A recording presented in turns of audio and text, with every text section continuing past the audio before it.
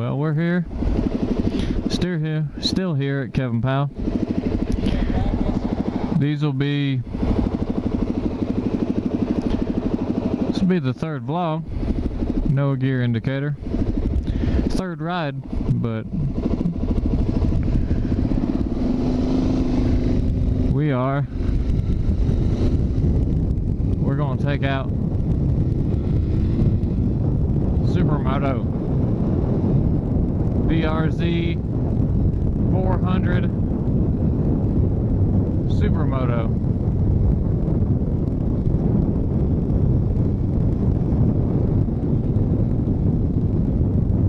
I haven't been on a dirt bike in a long time. No gear indicator on this bike. No power either, but that's single cylinder 400. I guess not having been on a dirt bike for so long, I'm used to power now. Sitting 100% straight up, feet out in front of me, just like I'm on a chair. And turn indicator's only one little light instead of which way you'd like to go. Downshift is very smooth though.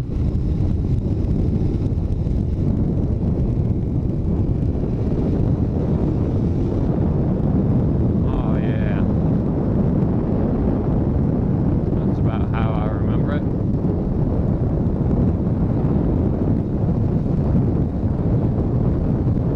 Could do some wheelies, first gear wheelies, second gear wheelies maybe.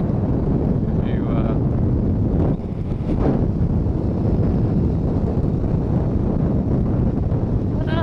power right there. I mean, that's okay. It's up here already. It's got some power on the highway, actually.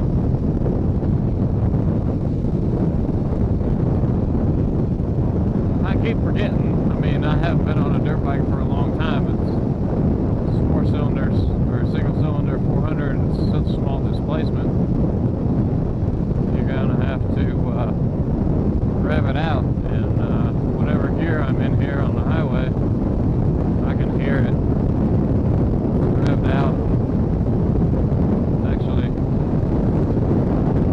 I'm not going to go anywhere in a hurry, but actually accelerated nicely there just a minute ago. Had some pull up in the revs. Back to kind of how my cruiser was. I got no aerodynamics at all, and I feel the wind buffeting the bike around a lot underneath me. Pretty shaky, but I'm on the highway doing 70 miles an hour on a dirt bike, basically, Supermoto, so you know, what can you say about that? Out right now, actually, so it's a good test. You know. A little bit of groove pavement too.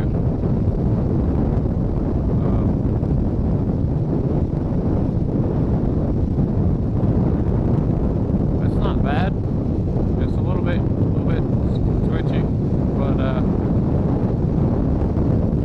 it's not bad. It hasn't scared me yet as far as wind buffeting and a little bit the groove pavement. Brakes were good. When I first left the parking lot, I grabbed the front brake. You know, I didn't. And it stopped. It grabbed, took a nose dive on me even just right in the parking lot. So brakes are good.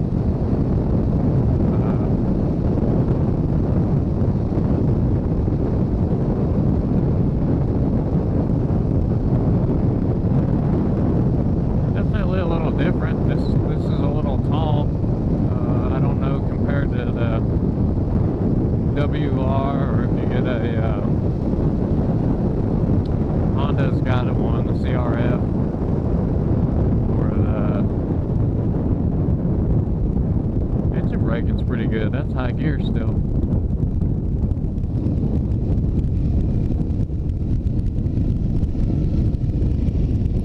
It's not the best as you roll down through the gears, but from high gear it slowed me down pretty good.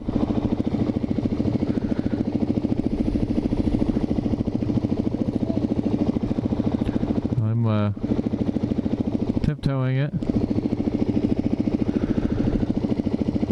Can't flat foot, that's for sure, but can't flat foot my R6 either.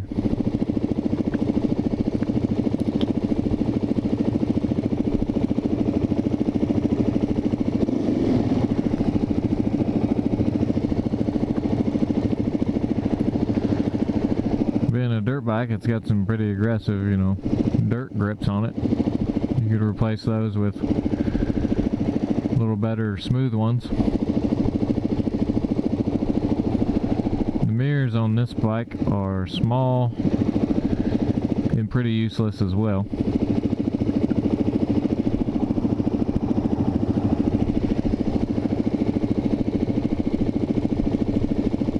I like it being narrow, you know, the real narrow bike. As I said, from the GSX,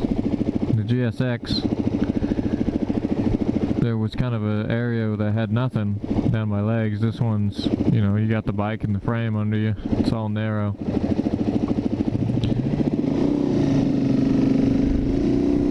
Feels very solid.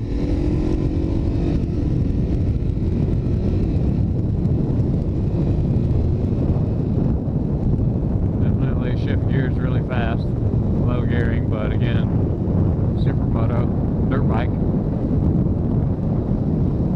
You know, I think if it was my bike and not on the test rides, then, you know, again, I could rev it out and get on it and have some fun.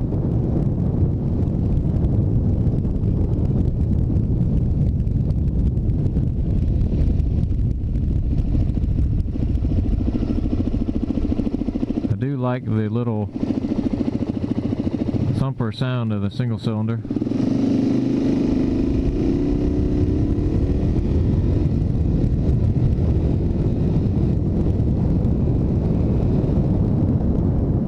And I do, I think if you rev it out, it doesn't have that throw you back power, but I do know from riding the dirt bike, if you rev it out, it would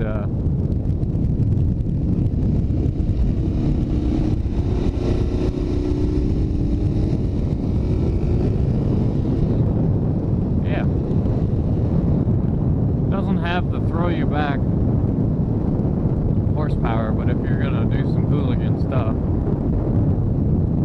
I can see where those guys, Chase, Jake, Garden Snake,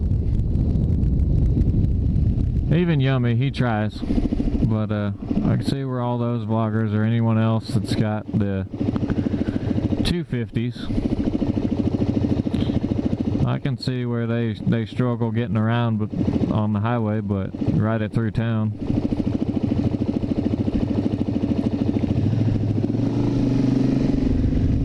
You just get that feel, having to shift gears this many times, you know, where you can get on the throttle hard because the thing's not going to throw you off or do anything real crazy. And I mean, you're jamming on the throttle, you're shifting gears. You got the bike set up to where it's kind of underneath you. This bike is a little tall for me, but any bike you can adjust. You know, you got some height adjustment.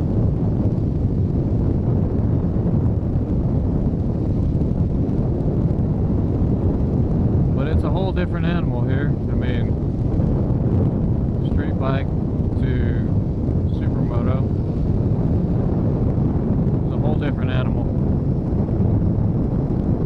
And I think I'd have to get used to it again to really have a lot of fun, but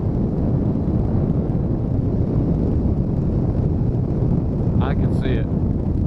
The suspension's really good, actually. It's a little stiff. There was that bump actually I hit on the Gladius. Just found it there.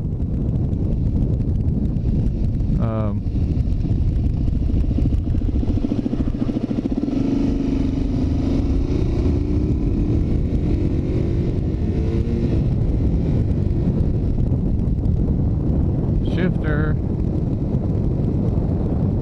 is really short, which I like. The throw is really short. It's actually got some weight to it. I'm not really sure why or how, or the reason for it. It's not hard to shift, but compared to the other two bikes, and even to my R6 a little bit, the only real effort comes from the clunk. This one has a little bit of clunk, but it takes a little more effort to move the shifter, just to move it. Like I say, it's not hard. It's not like you're gonna hurt your ankle or anything, but for one reason or another, it just feels like there's a little weight to it, even on downshifts. Even on downshifts, it feels like there's just a little bit of weight to it.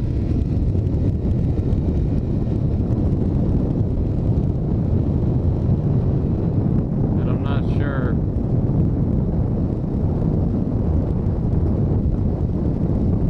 See, I'm not gonna put that as a bad thing.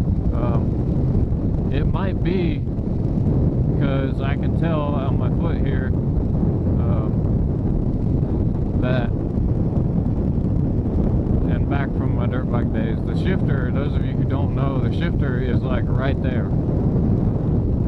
On the cruiser or the sport bikes, just the way that you end up having your feet on the foot brakes, generally there's a little bit of angle there, or a little bit of distance between your foot and the shifter. And this one, it's not. If I were to, when I move my foot in, just sort of point my toes in or out,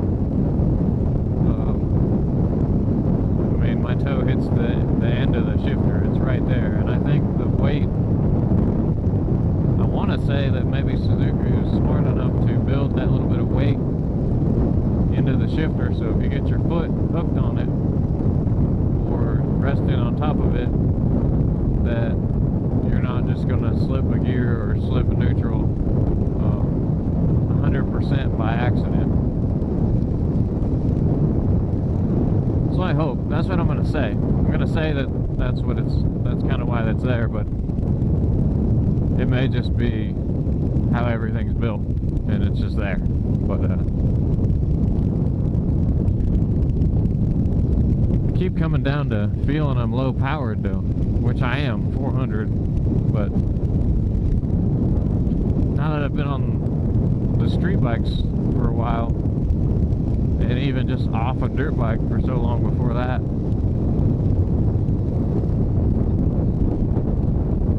I just feel underpowered. I just feel underpowered.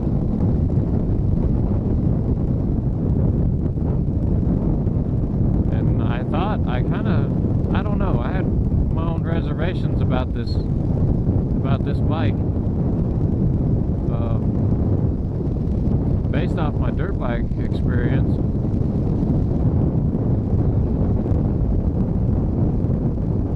and it might just be because this thing's not the racing dirt bike. The engine's a 400, and I'm just sitting there thinking, dirt bike wise, you get into the 450s, and those things are monsters. I still wonder how. This is the third time I've been by. I wonder what happened to that guy's wheel, because I don't see the wheel on the side of the road in the grass. Maybe they picked it up and put it in the bed.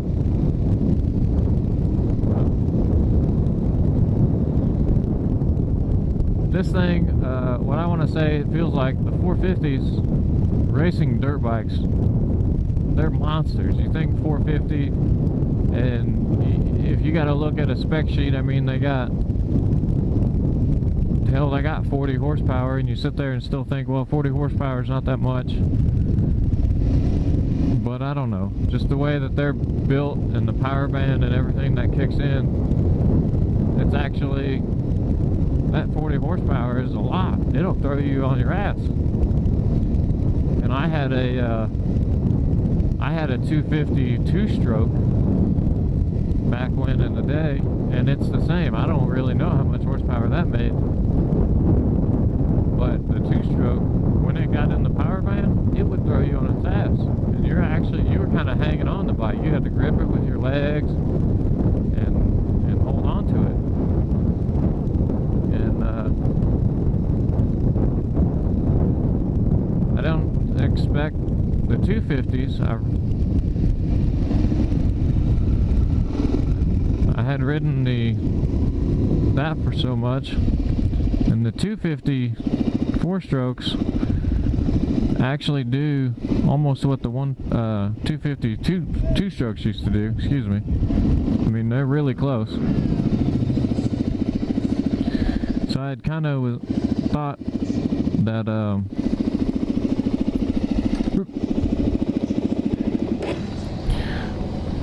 so I don't know.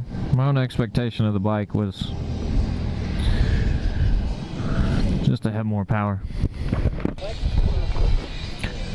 But I just thought it would have more power, more noticeable torque. Well, we're on the way home again. Still on the way home. I'm gonna do another short recap of my ride on the DRZ400 Supermoto. I think some of just me rambling on, talking about things, got cut short a little bit by pulling back into the dealership because, you know, I just take all my gear off and I didn't want to sound stupid in front of everyone talking. It's like, why is he even talking to himself? But that bike was fun. That particular bike for me would have to be lowered a little bit, just to make me feel a little more secure. And I think I'd have to get used to riding a dirt bike again to really to get the fun out of it. But I could see, as I said during the ride, I could see where you could have fun on it, because even that 400, as I said in the ride from my dirt bike days, comparing those to that didn't have the same power band and all-out power as I thought it would either. And I could see when you're in low gears, if you're in the city or on a kind of a backside road, between getting in the throttle and just revving the thing out, or even if you don't rev it out, you're on the throttle hard, shifting a lot of gears. And just that in itself gives you a fun factor, and it's not like this thing where you do that and, you know, you hit second, the power band, and even as a 600, it's lifting the wheel up, and, you know, the thing could shoot out from underneath you. And that bike was not going to do it. That bike was not going to come out from under you, you know, unless you kind of tried to drift it on purpose or really slid the back end out on purpose. And I could see where it'd be a really fun bike. And, you know, if you could learn the wheelies, if you wanted to be a hooligan and learn the wheelie, you know, obviously that's your bike. It's light, it's narrow. With the lack of power and torque that I felt from it, really, I was also surprised on the highway that once I did get it revved up, and even though, you know, hell, I hit 70 miles an hour and it was pulling, I could still feel the pull. So it's definitely capable of going on the highway and handling highway speeds. I was on some groove pavement and it was pretty windy, so there was some buffeting going on.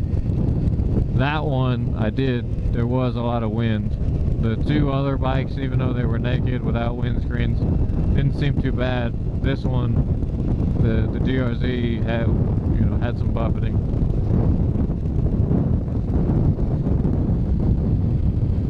So, but and the suspension was firm, really firm. But that was actually expected. There were some areas I didn't notice bumps, and then some areas that the bumps seemed pretty big. I think it just depends.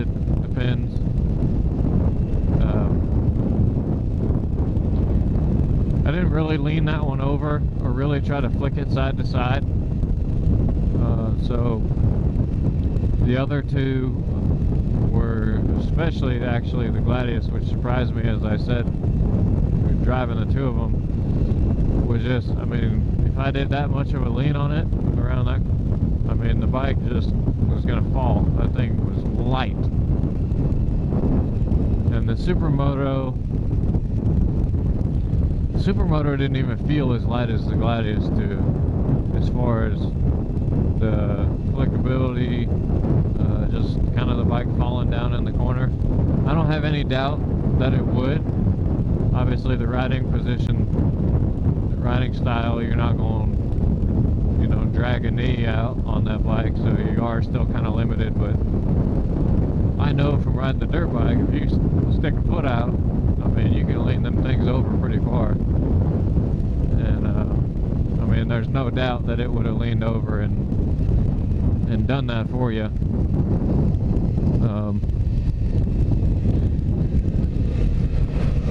Good bike, good to have fun on. I don't know if I'd rather have the Supermoto or if I would take the regular dual sport, because I like dirt bikes. I like going off-road, and I don't, with the Supermoto, I see some of those guys with them doing some things, but I might like to do more. But a great bike for the purpose, and the fuel economy on a bike like that's going to be excellent in the city. So if you're in the city, you need something narrow to, you know, get around corners, deal with traffic, deal with people, and get great gas mileage while you're doing it. That's where I'd recommend the DRZ. And the DRZ has been around for so long, you're not going to have any problems with it. A lot of people on the road. But we'll end the vlog there. I had a lot of fun doing these 3 rides and spending time there. Unfortunately, they don't sell the Yamahas, and I'm gonna go, I don't know when, but I'm gonna find a way to go ride the FZs so I can get a comparison. And just keep an eye out for videos on that from me. Keep an eye out for some other videos. If I find a Honda demo days, I'm going to go ride the Honda CB300. Might have a 500. You know, their naked bike, because that's what I'm looking at. So, but as always, guys, ride safe. I hope you guys are having nice days, nice weather like this. I mean, this is beautiful out, so I'm gonna enjoy it. I might even go ride some more later this afternoon. So ride safe. See you guys on the next ride.